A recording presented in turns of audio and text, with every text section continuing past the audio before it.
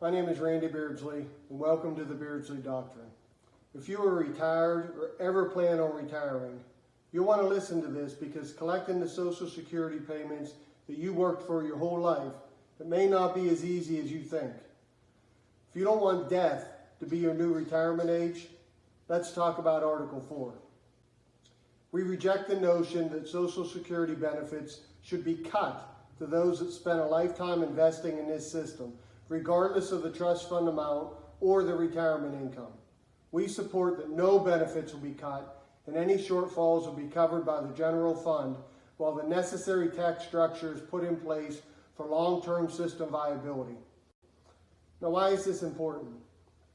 Social Security is a system designed to ensure that Americans who work hard for their whole life can enjoy retirement knowing that without exception, their contribution and their employer's contribution will be there for them and their family at retirement.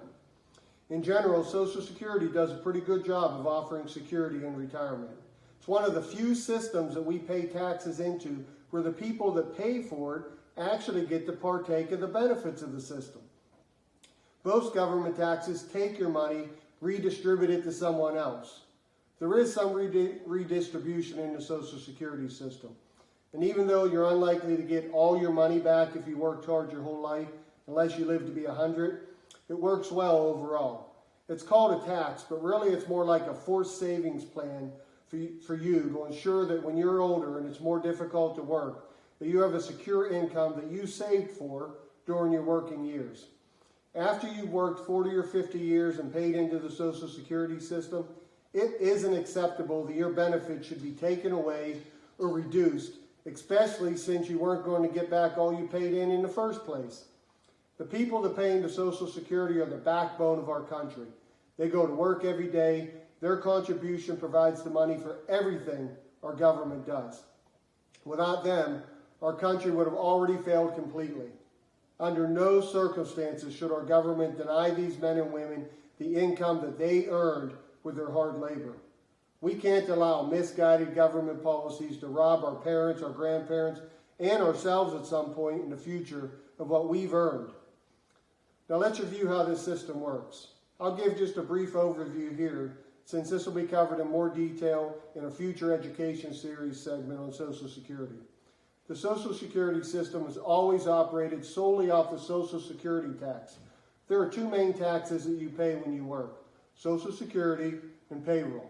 Social Security taxes are 6.2% of your pay, and your employer matches this amount and pays it into the Social Security Trust Fund. So an amount equal to 12.4% of your pay each year is paid into the Social Security Trust Fund.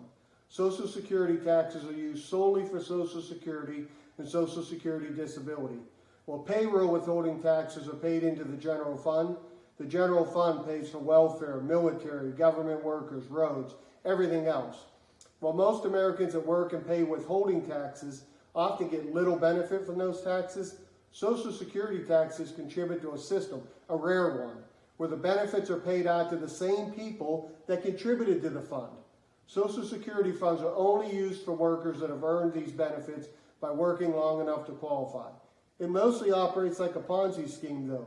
The benefits that you pay in today are paid out to a current retiree, and your benefits at retirement are paid by a current worker at that time. So getting your benefits is dependent upon enough people paying Social Security taxes in the future when you retire. Social Security is not an entitlement or a welfare payment as the media and others often try to portray. Lumping Social Security recipients in with welfare recipients is wrong and misleading. They try to confuse the issue to make people who are receiving their own money back as if they're receiving a free handout from the government. This is nonsense. You worked for it, you paid for it, your Social Security benefits. It isn't a welfare program or a gift from the government. Now here's where we start to go wrong. From its inception up until recently, the system had mostly collected more money each year than was needed to pay out. This surplus money was put into a fund called Social Security Trust Fund. Since people are living longer and drawing benefits for a longer time, the amount of taxes paid into the trust fund each year is now less than the yearly payout to retirees. To cover this shortfall, some money is taken out of the trust fund each year to cover retiree benefits that are above and beyond the Social Security payments made by you and your employer each year. Therefore, the surplus trust fund is starting to get smaller each year. The amount of money in the trust fund is shown in the graph as reported by the Social Security Administration each year. You can find this information yourself by visiting www.socialsecurity.gov. As you can see, the trust fund peaked in 2020 with a $2.9 trillion surplus and has been falling since. The actual amounts of the trust fund up to 2020 are in blue, and beyond that, the Social Security Administration's estimate of the trust fund amount in future years is shown in red. You can see at the right of the graph, the estimate is that in year 2034, the combined Social Security trust funds will be depleted and the yearly income into the program will only cover an estimated 78% of the benefits, meaning that in about 10 years, all Social Security payments will be cut by 22%. You get a lot less than you worked for. We're led to believe that the only solutions we can pick from to solve this problem are the regular ones that range from bad to awful. One of these awful solutions that the media and our politicians keep suggesting is to simply cut the benefits by 22% to the people who worked their whole life and paid their fair share into the retirement plan. To put that in perspective, if you're living on $2,000 a month from Social Security, now you have to live on $1,560 a month. It's almost $500 less every month that you won't have to get by. The Social Security pays back roughly $1.1 trillion to the people who pay taxes into it each year. But welfare pays out $1.1 trillion to people who paid little or no taxes. So the same people that paid in to earn the Social Security benefits are the same people that paid income taxes into the general fund to pay for the $1.1 trillion welfare payout. Yet, our politicians won't commit to using general fund taxes to fulfill their commitment to these men and women in retirement. But they take our money out of the general fund to give it to everyone else except the people who work to put the money in there in the first place. They give it to foreign countries of their choosing, even though these countries never paid a penny of taxes to America. They take money out of the general fund to give it to refugees from other countries for free medical care, welfare, housing, education, even though they never paid a penny of taxes to the general fund or the Social Security fund. They even take money out of the general fund and give it to illegal aliens who broke our laws, even though they never pay taxes either.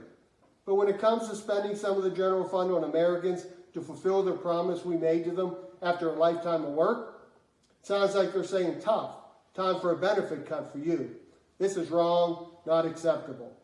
There's another failed idea that's being considered. It's called means testing. This awful plan says that if you earn too much money after retirement, they will cut your Social Security benefits. Think about this. You work your whole life, you pay for your Social Security. You also sacrifice and save on your own to ensure you have enough money at retirement to enjoy your life with your family or have something to pass on to your children. But the government comes in and says, you don't get your Social Security benefits because your other retirement savings make too much money. So by sacrificing your whole life in saving, your reward is that they take your benefits away at retirement, so you still have to sacrifice even in retirement. This is backward logic and another bad plan aimed at punishing hardworking Americans by destroying our Social Security institution, one of the few institutions that actually rewards the people that worked hard and paid into it. Again, not acceptable. Any solution that includes cutting the Social Security benefits of hardworking Americans is wrong. We can't let it happen. But there are even other bad solutions. One of these is to just keep increasing the retirement age. They already moved it from 65 to 67 for people born after 1960. This idea just says make it higher, maybe 70, 72 before you can retire. Now that may be fine for those who work in Congress. They can work until they're 90. But for Americans who do real work every day, most of us are ready to retire by 65. Plus, we want to be healthy enough to do the things that we put off our whole lives and spend time with our family. We shouldn't have to wait until we're too sick or too weak to get our own money. This plan just works towards making death the new retirement age. Work your whole life, then you're too sick to enjoy retirement, or worse, you die before you or your family get the benefits you paid for. No way. Another bad plan. Now what needs done? If our government can commit to pay out a large percentage of our taxes for welfare payments to foreign countries, illegal aliens and refugees, and to fund unconstitutional wars all over the world, then they can fulfill their obligation to pay the benefits earned by hardworking Americans. This shortfall must be made whole by using general fund taxes so that Americans who work their whole life get what they deserve. The second thing we must do to make sure this happens is replace the current group of lawmakers with men and women that will support this doctrine and put Americans first. Just this week in Congress, 368 out of 425 of them voted to send another $40 billion of our money off to another foreign country rather than help Americans suffering here. You and your families always come last with this group. Take the time to find out how your rep voted and don't vote for them again if they're voting you last, and replace them with men and women that put America first. Another thing, be wary of giving your money to senior organizations that claim to be looking out for your future, but say little and do even less to actually protect your rights and income during retirement. Equally important, the system must be fixed to eliminate the estimated shortfall of $450 billion in 2034. Even though this shortfall's been on the horizon for years, these same politicians that spend your money on problems they created every day, they fail to do anything about it so far. Although it's a difficult decision, the Social Security tax must be increased to ensure the solvency of this system so the program income more closely matches the benefit payout. Hey, I don't like this solution either, but to balance the income and expense of the fund, the tax rate must increase roughly from 6.2% to 7.75% for taxpayers and employers in 2034 if we do nothing. It's only about 1.5%. Remember, Social Security and Medicare taxes are the only taxes that are actually paid back to the group that paid in. But we shouldn't wait until 2034 to do something. Small incremental increases over the next 12 years could make it easier. But there's other solutions also that could minimize or even prevent an increase in the Social Security tax. What about the Social Security tax ceiling? A lot of Americans don't know this, but the 6.2% Social Security tax, it stops when your earnings exceed $147,000.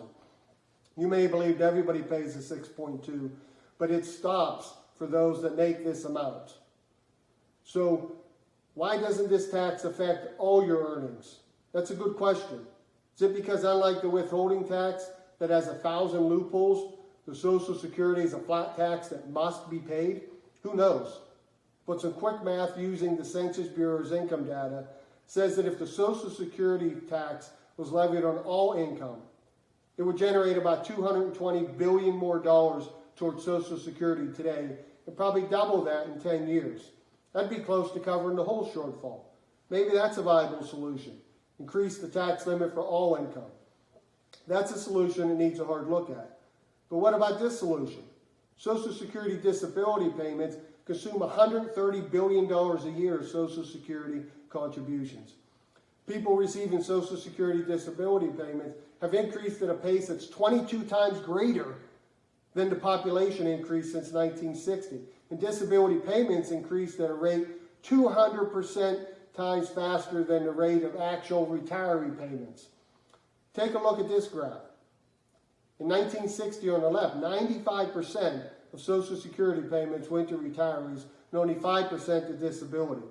But in 2020 on the right, only 87% of the payments go to retirees, while the rest goes to the ever-increasing disability cases. These increasing disability payments have been drawing down the trust fund for some time now. Don't be fooled that either that the Social Security Disability Trust Fund's different from the Social Security Trust Fund. They all come from the same Social Security tax, and they only get allocated into separate funds. The total of both funds set to be depleted in 2034. We address this disability issue in more detail in Article 9. But what if we got some of these 8 million working age people off of Social Security disability back to work and paying income into the Social Security fund rather than taking money out of it? If we got the total 8 million working age Americans off disability back to work, that alone would decrease our $450 billion shortfall by almost $100 billion. And that's at today's wages and a lot more in 10 years. But there are lots of pieces to this puzzle. There likely won't be a shortfall when we implement all the articles in the doctrine, such as Article 10 that deals with climate hysteria, that sends our good-paying jobs overseas to be produced in countries with worse pollution records than our country. We sure could use these jobs and taxes for the Social Security system and the general fund. Article 10 deals with sending our jobs overseas for other reasons that rob Americans of good-paying jobs and the ability to make a strong contribution to our Social Security system that could likely resolve the crisis. In Article 7, welfare payments, we'll discuss fixing this broken system by putting people back to work so they pay taxes that contribute to the Social Security fund and the general fund. If welfare payments didn't exceed $1 trillion a year, we could likely reduce our income tax by 1% or 2% that could allow an increase in the Social Security tax. No net increase in your total taxes. Same for defense spending. In Article 11, we address our endless war strategy that spends almost $800 billion a year in as much as the next 10 highest countries in the world combined. An end to our wasteful and deadly endless war strategy could sure free up some tax money for our seniors and a tax cut for everyone else. This issue, like others, are part of the larger system where all the components must be fixed to make real progress in our country. The Beardsley Doctrine offers a comprehensive solution that deals with solving countless failed policies together, since each individual failed policy that we live with today compounds the failures of other bad policies. And I know there's a lot that we must do. Some people just want to talk about what's wrong. Others are resigned to our demise and say nothing can be done. There are even some that believe that leaving our country is the best solution for their family. But me, I'm not going anywhere. My forefathers built this country. They gave their life for this country, and I serve this country. This is my country. And while it's true that the enemies of our country are well-funded and deeply entrenched, they lack in numbers and they rely on propaganda to deceive and divide Americans, and intimidation and economic coercion to enforce their hate upon the majority, even upon our elderly in their retirement. I believe that talking about what's wrong just isn't enough. Regular Americans like you, like me, we have to take action. Now, if Article 4 is the first article you've seen, I urge you to go back and watch the two-part series, America, 50 Years of Failure. It clearly shows how the leadership of our country has failed us for 50 straight years. Watch the overview of the Beardsley Doctrine and view the other articles in more detail. Please, pass this on to family and friends. My first goal is to educate as many Americans as possible. I can only do that with your help. My second goal is to energize Americans to action, to work with me to make a difference. If you're an American like me that just isn't ready to watch our government fail to fulfill their obligation to working Americans by shirking their responsibility to pay these people their earned retirement income, then let's work together to do something about it. In the future, we're going to spend a lot more time talking about how to make a difference. But the next time we meet, we're going to discuss Article 5. This article rejects the violence and crime in our country that many in our government believe is acceptable for us, but it isn't.